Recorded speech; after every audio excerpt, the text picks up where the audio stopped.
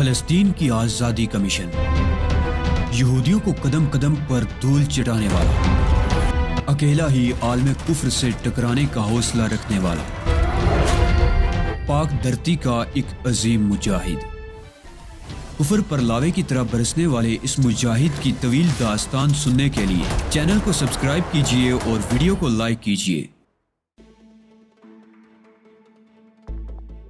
میں نے بڑ کی طرف بھی نہیں دیکھا اور تیزی سے اسٹیمر سے اتر گیا۔ ڈور کی بندرگاہ پر کسٹم اور امیگریشن سے بآسانی گزر کر ہم باہر نکل آئے۔ ظاہر اور تہذیب باہر میرے منتظر تھے۔ وہ عورت تم سے کیا کہہ رہی تھی؟ تہذیب نے کسی تمہید کے بغیر مجھ سے سوال کیا۔ مجھ سے پوچھیے میڈم، بڑ نے میرے عقب سے نمودار ہوتے ہوئے کہا۔ چیف نے رات اس کے کیبن میں بسر کی تھی، پہلے سر چھپانے کی فکر کرو۔ میں نے کہا، باتیں تو بعد میں بھی ہوتی رہیں گی۔ بندرگاہ کے قریب ہی ہمیں ایک معمولی درجے کا ہوٹل مل گیا جہاں ہم رات بھر کی تھکن دور کر سکتے تھے۔ خطرہ چونکہ ٹل چکا تھا اس لیے اب محتاط رہنے کی ضرورت بھی نہیں رہی تھی۔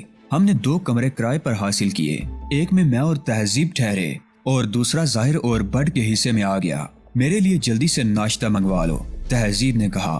میں ناشتہ کر کے سو جانا چاہتی ہوں۔ میں نے اس کی ہدایت پر عمل کیا۔ ابلے ہوئے انڈوں اور پنیر کے سینڈوچ اور کافی پر مشتمل ناشتہ مزہ دے گیا۔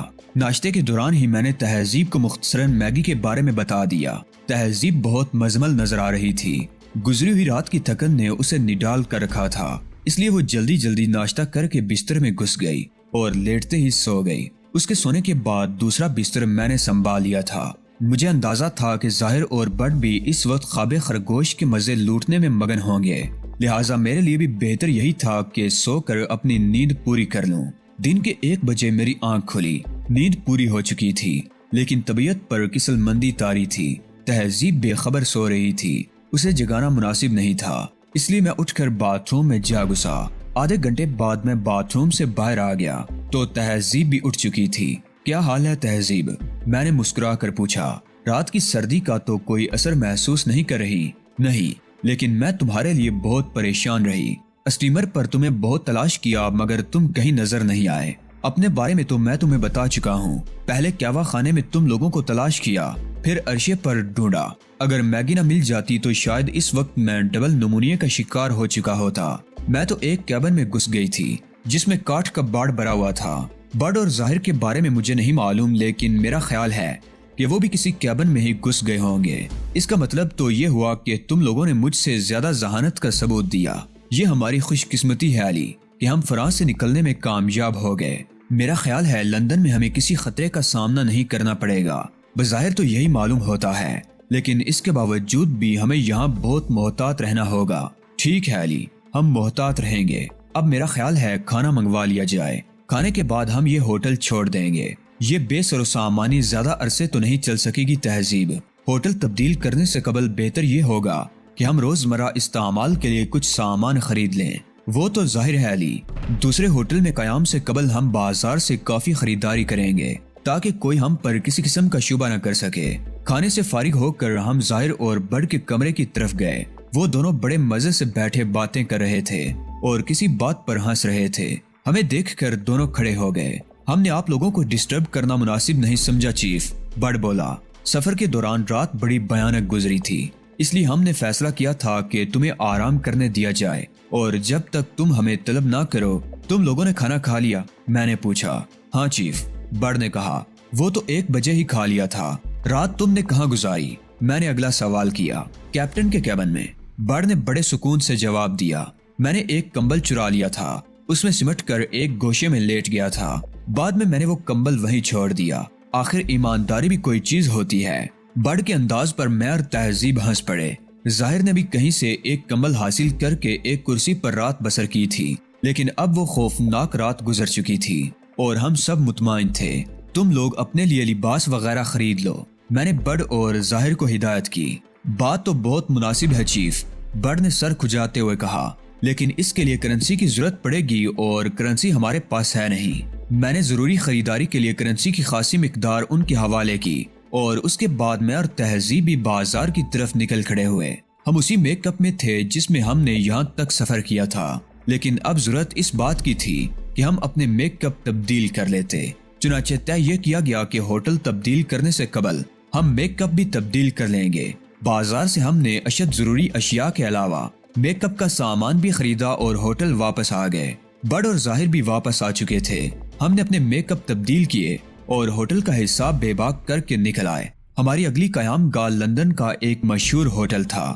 ہمیں اس ہوٹل کی 8ویں منزل پر 2 کمرے مل گئے۔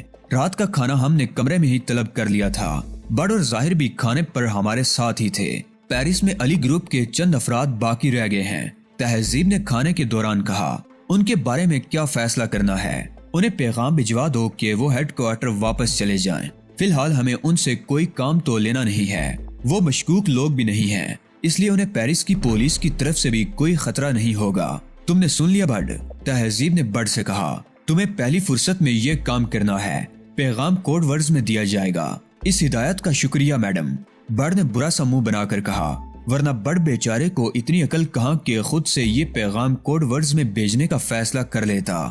تہذیب نے اسے گور کر دیکھا مگر کچھ بولی نہیں۔ بڈ بڑے اطمینان سے سر کھجائے کھانا کھانے میں مگن تھا۔ جب ہمیں ان لوگوں کی روانگی کی اطلاع مل جائے گی، اس کے بعد ہم امریکہ کے سفر کی تیاریاں شروع کر دیں گے۔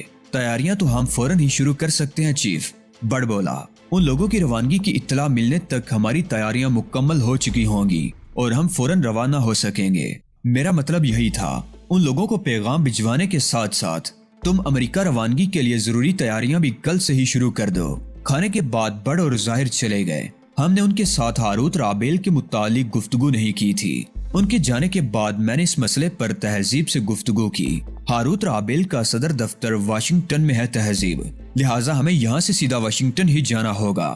ہاں علی، تہذیب نے کہا، اس کا صدر دفتر بھی وہاں ہے اور رہائش بھی واشنگٹن میں ہی ہے۔ اسے تلاش کرنا ذرا مشکل نہیں ہوگا۔ تلاش کرنا تو مشکل نہیں ہوگا، لیکن اس تک رسائی حاصل کرنا کتنا مشکل کام ہوگا۔ میں نے کہا، ہاں یہ تو ہے علی، اور اس کے لیے ہمیں کوئی باقاعدہ قسم کا منصوبہ بنانا پڑے گا۔ تمہارے ذہن میں کچھ ہے؟ واشنگٹن پہنچنے کے بعد حالات کا جائزہ لے کر ہی کوئی فیصلہ کیا جا سکتا ہے تہذیب۔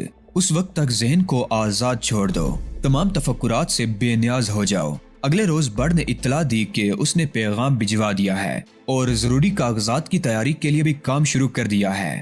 بڈ کے ٹیلی گرام کا جواب 2 دن بعد ہی موصول ہو گیا، جس کے مطابق علی گروپ کے پیرس میں مقیم ارکان ہیڈ کوارٹر واپس روانہ ہو رہے تھے۔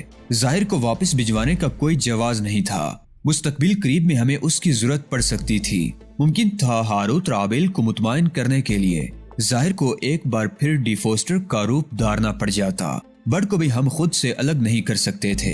ایک تو اس کی کارکردگی بہت عمدہ تھی، دوسرا یہ کہ وہ ہمارا پیچھا کرتا ہوا ہم تک پہنچ جاتا تھا۔ ہمیں یقین تھا کہ اگر ہم اسے لندن میں چھوڑ کر واشنگٹن روانہ ہو جائیں تو وہ واشنگٹن ایئرپورٹ پر ہمارے استقبال کے لیے موجود ہوگا۔ ماضی میں ایسی مثالیں بھری پڑی تھی جب وہ ہم سے بچھڑ گیا تھا، لیکن اس نے ہمیں تلاش کرنے میں دیر نہیں لگائی اور ہم تک پہنچ گیا۔ امریکہ روانگی کی تیاریوں میں 1 ہفتہ صرف ہو گیا۔ ہر کام ہم نے بہت محتاط طریقے سے کیا تھا۔ امریکہ خاص طور پر ہمارے لیے خطرناک جگہ ثابت ہو سکتی تھی، اس لیے کہ ماضی میں وہاں ہم نے بہت سی مہمات سر انجام دی تھی۔ چنانچہ ہم نے اس زمن میں خصوصی احتیاط کو مد نظر رکھا تھا۔ آخر 8ویں روز ہم امریکن ایئر لائن کے ایک طیارے سے واشنگٹن روانہ ہو گئے۔ امریکی دارالحکومت واشنگٹن میں اپنے قیام کے لیے ہم نے ایک عمدہ 5 اسٹار ہوٹل کا انتخاب کیا۔ ہمیں اندازہ نہیں تھا کہ امریکہ میں ہمیں کتنا عرصہ قیام کرنا پڑے گا، اس لیے ہم نے بڑی تعداد میں کرنسی منتقل کرا لی تھی، جس میں ہمیں کوئی دقت نہیں ہوئی تھی، اور اب ہم اخراجات کی طرف سے قطعی بے فکر تھے۔ واشنگٹن پہنچنے کے چند ہی گھنٹے بعد ہم نے ایک میٹنگ کی جس میں آئندہ لائحہ عمل طے کیا گیا۔ بڈ اور ظاہر کو ہاروت رابیل کے متعلق معلومات حاصل کرنے پر مامور کرنے کے بعد میں اور تہذیب واشنگٹن کی سیر کرنے نکل کھڑے ہوئے۔ مقصد صرف تفریح نہیں تھا، بلکہ ہم یہاں کے حالات کا جائزہ بھی لینا چاہتے تھے۔ اس کام کے لیے ہم نے اخبارات کا سہارا بھی لیا تھا۔ 24 گھنٹے بعد بڈ اور ظاہر نے اپنی رپورٹ پیش کر دی، جس کے مطابق ہاروت رابیل کی رہائش واشنگٹن کے سب سے فیشنیبل علاقے میں تھی۔ اس کا نام رابیل پیلس تھا، اور ہاروت رابیل اس وقت رابیل پیلس میں موجود نہیں تھا، بلکہ وہ واشنگٹن میں ہی موجود نہیں تھا۔ وہ کہاں گیا ہوا ہے اور کب تک واشنگٹن واپس آ جائے گا؟ میں نے بڈ سے پوچھا۔ اس بارے میں کچھ نہیں معلوم ہو سکا چیف، بڈ نے کہا۔ وہ اپنے پروگرام خفیہ رکھنے کا عادی ہے۔ یہ تو اچھی ابتدا نہیں ہے، تہذیب نے تشویش سے کہا۔ یہ معلوم ہونا تو ضروری ہے کہ وہ کب واپس آئے گا۔ آج سے تیسرے روز چیمبر آف کامرس میں ایک میٹنگ ہو رہی ہے۔ برڈ نے کہا، اس میٹنگ میں ہاروت رابیل کی شرکت یقینی ہے، اتنا بہت کافی ہے۔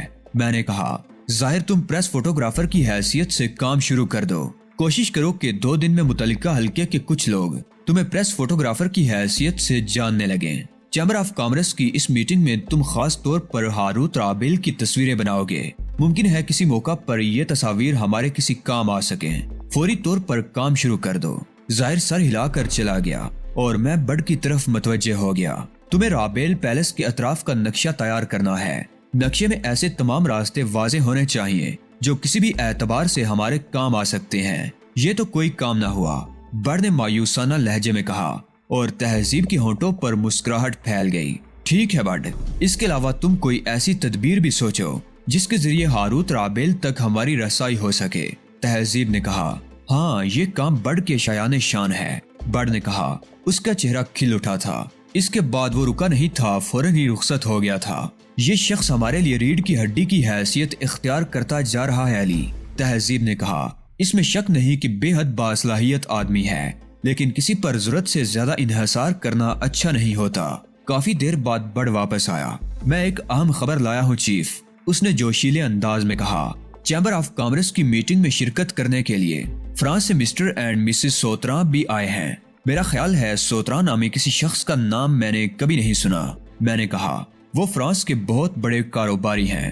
مسٹر سوتراں کی عمر 55 اور مسز سوتراں کوئی 40 سال کی ہوں گی۔ کیا فضول ہانک رہے ہو؟ ہم نے تو تمہیں ہاروت رابیل سے متعلق اطلاعات فراہم کرنے کو کہا تھا، تہذیب غصیلے لہجے میں بولی۔ ان کے ساتھ ان کی سیکرٹری مس پینی بھی ہے۔ برڈ نے سنی انسنی کرتے ہوئے کہا، میں اسے دوست بنانے میں کامیاب ہو گیا ہوں۔ کہیں تمہارا یہ مقصد تو نہیں کہ ہم ان کے میک اپ میں میٹنگ میں شرکت کریں؟ میں نے برڈ کو غور سے دیکھتے ہوئے کہا، برڈ کا کام تو اطلاعات فراہم کرنا ہے چیف۔ ان اطلاعات سے کس طرح فائدہ اٹھایا جا سکتا ہے یہ سوچنا برڈ کا درد سر نہیں ہے۔ برڈ ٹھیک کہہ رہا ہے علی، تہذیب نے کہا۔ اس جوڑے کے ذریعے ہم ہاروت رابیل تک رسائی حاصل کر سکتے ہیں۔ یہ تو میں بھی سمجھ رہا ہوں تہذیب، لیکن کیا یہ طریقہ خطرناک نہیں ہوگا؟ خطرناک تو ہے علی، لیکن یہ خطرہ مول لے کر اگر ہم وقت کی بچت کر سکتے ہیں تو اس سے فائدہ کیوں نہ اٹھائیں؟ ٹھیک ہے تہذیب، جیسی تمہاری مرضی۔ میں نے ایک طویل سانس لے کر رضامندی ظاہر کر دی۔ دراصل چیف، تمہیں ان لوگوں کے بارے میں بتانے کا مقصد بھی یہی تھا، کیونکہ وہ براہ راست اس میٹنگ میں شرکت کر رہے ہیں۔ اگر تم پسند کرو تو میڈم پر بھی بآسانی مسز سوتراں کا میک اپ ہو جائے گا۔ مسئلہ یہ بھی تو ہے برڈ کے مسٹر اینڈ مسز سوتراں کو اس میٹنگ میں شرکت سے باز کیسے رکھا جائے۔ اس کی فکر مت کرو چیف، برڈ سارا انتظام کر لے گا۔ تم صرف یہ بتاؤ کہ کیا یہ حیثیت برقرار رکھو گے یا صرف ایک عارضی ملاقات کے لیے انہیں منتخب کرو گے؟ عارضی ملاقات بھی بری نہیں رہے گی۔ اگر ہم کوشش کر کے پہلے ہی مرحلے میں کامیاب ہو گئے تو اس کے بعد ظاہر ہے ہمیں ان کا روپ دارے رکھنے کی ضرورت نہیں رہے گی۔ گویا ان سے تمہاری ملاقات کا بندوبست کیا جائے؟ برڈ نے پوچھا۔ ہمیں ان کا کردار ادا کرنا ہوگا، اس کے لیے ان سے کچھ نہ کچھ واقفیت تو بہت ضروری ہے۔ لیکن تم اس ملاقات کا بندوبست کیسے کرو گے؟ کیا وہ ہم سے ملنے کے لیے تیار ہو جائیں گے؟ مس پینی زندہ باد۔ بھلا یہ ممکن ہے کہ برڈ کوئی درخواست کرے اور مس پینی اسے رد کر دے؟ برڈ کی یہ صلاحیت بھی حیران کن تھی۔ اس نے سوتراں کی سیکرٹری مس پینی کو بری طرح اپنے دام میں پھنسا لیا تھا۔ مس پینی بیچاری کی تو حیثیت ہی کیا تھی، صحرائے اعظم افریقہ کے وحشی قبائل کی عورتیں تک باڑ میں دلچسپی لیے بغیر نہیں رہ سکی تھی۔ معلوم نہیں اس کی شخصیت میں ایسی کیا خاص بات تھی جس سے لڑکیاں بچ نہیں سکتی تھی۔ برڈ نے اسی روز مسٹر اور مسز سوتراں سے ہماری ملاقات کا بندوبست کر دیا۔ ہم نے خود کو اسپینی تاجر کی حیثیت سے ان سے متعارف کرایا۔ امریکی دورے کے بارے میں ہم نے انہیں ایک فرضی کہانی سنا دی تھی۔ مسٹر سوتراں ایک خوش اخلاق انسان تھے۔ ذرا ہی دیر میں ہم آپس میں گل مل گئے۔ میں نے انہیں اسپین میں اپنے کاروبار کی تفصیلات بتائیں جو زیادہ بڑا نہیں تھا، اور مسٹر سوتراں اس کے بارے میں کچھ نہیں جانتے تھے۔ جواباً مسٹر سوتراں اپنے کاروبار کے بارے میں تفصیلات بتانے لگے۔ میں بڑی توجہ سے سب کچھ ذہن نشین کرنے میں مصروف تھا۔ اس دوران تہذیب مسز سوتراں سے خاصی بے تکلف ہو گئی تھی۔ ان دونوں کے کردار ادا کرنے کے لیے مجھے اور تہذیب کو ان کے عادات و اطوار اور لب و لہجے کے علاوہ ان کے کاروبار کے بارے میں بھی بہت کچھ معلوم ہونا ضروری تھا، اور اس ملاقات کے دوران یہ ساری معلومات بتدریج ہمیں حاصل ہوتی جا رہی تھیں۔ ان سے ملاقات کر کے ہم اس نتیجے پر پہنچے تھے کہ ہم بآسانی ان کا رول نبھا سکیں گے۔ مسٹر سوتراں ہم سے اتنے متاثر ہوئے کہ اگلے روز انہوں نے ہمیں ڈنر پر مدعو کر لیا۔